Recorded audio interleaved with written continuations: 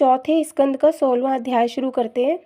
मैत्रेय जी बोले, हे विदुर, राजा पृथु की भाटों ने निम्न प्रकार से विनती की।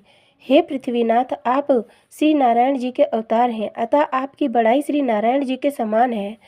हमने अभी तक अन्य लोगों की झूठी सच्ची प्रशंसा अपनी उदर पूर्ति के हेतु ही की है।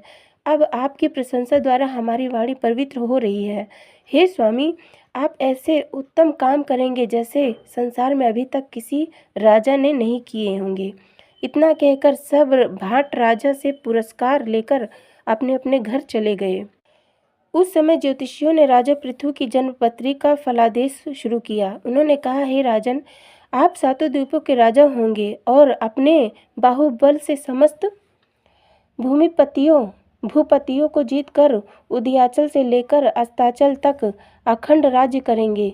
आप पृथ्वी का गऊ के समान दोहन करेंगे तथा उसको अपनी पुत्रीवत तथा प्रजा को पुत्रवत के समान समझेंगे। आप ब्राह्मणों, ऋषि मुनियों एवं साधु संतों को श्री नारायण जी के समान मानेंगे।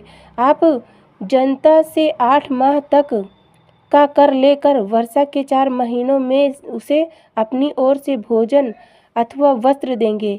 आप बिना अपराध किसी को दंड न देंगे।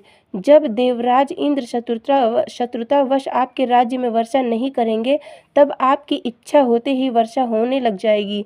जब आप 100 अश्वमेघ यज्ञ करेंगे, उस समय आपके 99 यज्ञ तो संपन्न हो जाएंगे, परंतु 100वां यज्ञ प्रारंभ करोगे तब देवराज इंद्र अपना इंद्रासन छिन जाने के डर से सन्यासी का वेश रखकर यज्ञ के श्याम कर्ण घोड़े को चुरा ले जाएंगे। उस समय आपका पुत्र उस घोड़े को छुड़ा लावेगा।